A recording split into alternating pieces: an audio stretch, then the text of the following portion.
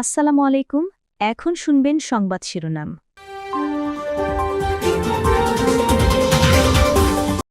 তেহরানে ব্যাপক অভিযান চালাচ্ছে ইসরায়েল যুক্তরাষ্ট্র। হরমুজ প্রণালীতে তেলবাহী ট্যাঙ্কারে ইরানের পাল্টা হামলা, মিত্র দেশের মার্কিন ঘাঁটি ও রাডার ধ্বংস।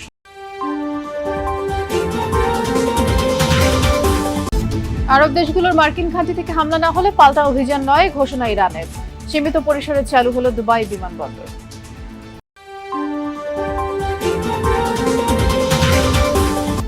খামখেয়ালি নয়, স্পিকারকে অভিভাবক মেনিয়ে এগিয়ে যাবেন বিএনপি এমপিরা। পার্লামেন্টের খারাপ সংস্কৃতি থেকে বেরিয়ে আসার প্রত্যয়।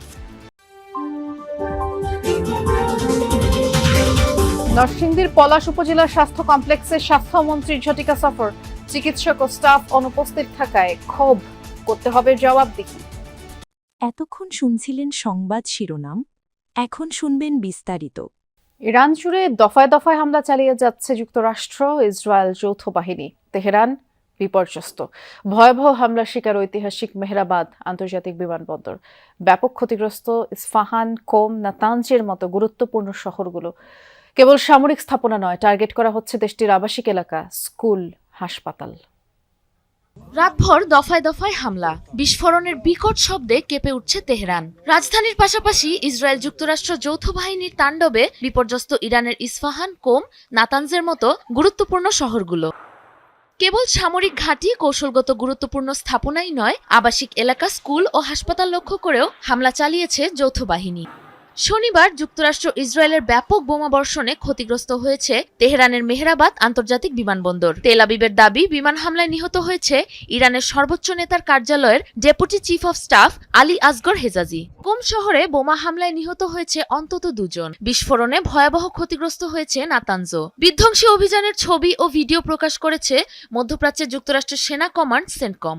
ইরানের মিসাইল লঞ্চার ও ক্ষেপণাস্ত্র উৎপাদন কেন্দ্র লক্ষ্য করে হয়েছে এ যাবৎকালের সবচেয়ে ব্যাপক বোমাবর্ষণ।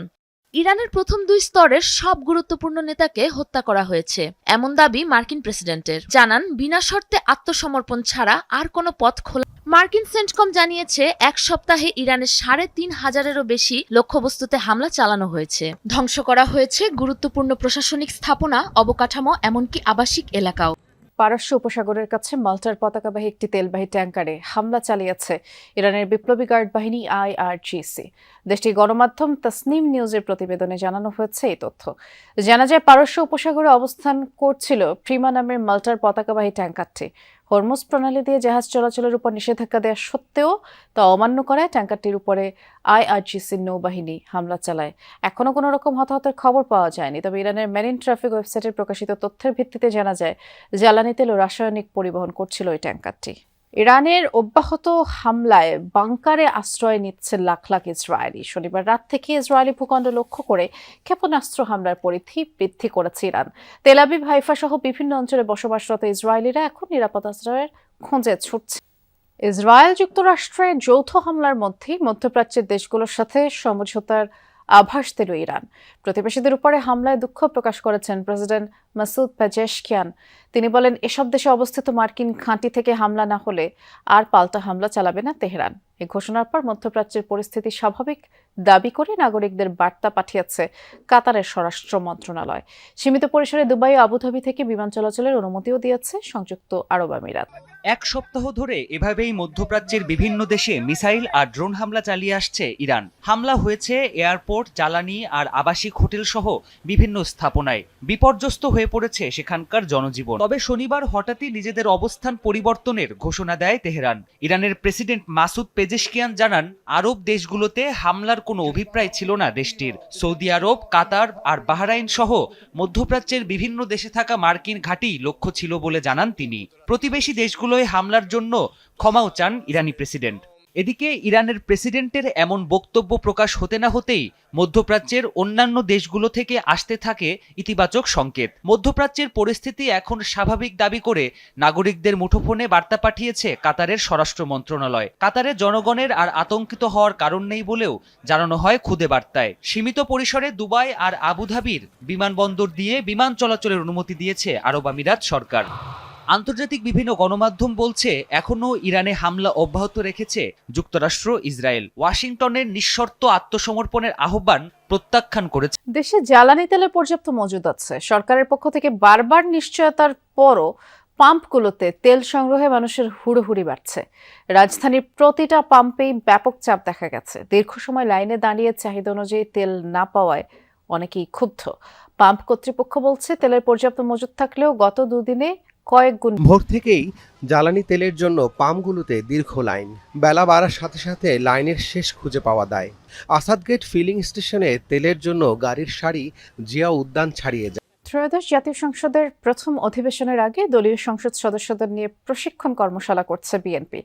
সকালের পর্বে অংশ নিয়ে তথ্যমন্ত্রী জহিরউদ্দিন স্বপন বলেছেন, খামখেয়ালি নয়, জাতীয় সংসদে স্পিকারকে অভিভাবক মেনেই বিএনপি সংসদ সদস্যরা এগিয়ে যাবেন। আর স্বরাষ্ট্রমন্ত্রী বলছেন, সংসদের খারাপ সংস্কৃতি থেকে বেরিয়ে আসতে চায়। বিএনপির 208 এমপির মধ্যে 70 ভাগই নতুন। ত্রয়োদশ সংসদের প্রথম অধিবেশনের তাদের জানার আছে অনেক কিছুই। তারই কর্মশালা গুলশানের বিএনপি চেয়ারম্যানের রাজনৈতিক কার্যালয়ে। দিনের কর্মশালার শেষ দিন আজ। সকালের সেশনে অংশ নেন ময়মনসিংহ, ফরিদপুর ও ঢাকা বিভাগের এমপিরা। সংসদ কার্যকর করতে এমপি ও মন্ত্রিসভার সদস্যদের দায়িত্ব ও ভূমিকা সম্পর্কে তুলে ধরা হয়, যার দিক নির্দেশনা দেন পার্লামেন্ট বিশেষজ্ঞ, শিক্ষাবিদ ও প্রবীণ নেতারা।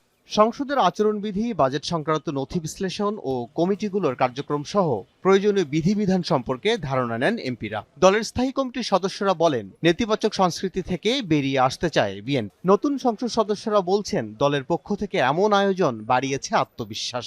সংসদকে জনমুখী ও কল্যাণকর করতে সর্বোচ্চটাই দেবেন তারা। আগামী 12ই মার্চ রাষ্ট্রপতির ভাষণের মধ্য দিয়ে শুরু হবে ত্রয়োদশ সংসদের প্রথম অধিবেশন। স্বাস্থ্য খাতে শৃঙ্খলা ফেরাতে কঠোর অবস্থানের কথা জানিয়েছে সরকার। নরসিংদীর একটি উপজেলা স্বাস্থ্য কমপ্লেক্সে আকস্মিক পরিদর্শন করে দায়িত্ব অবহেলার বিরুদ্ধে কড়া হুঁশিয়ারি দেন স্বাস্থ্যমন্ত্রী সর্দার সাখাওয়াত হোসেন বকুল।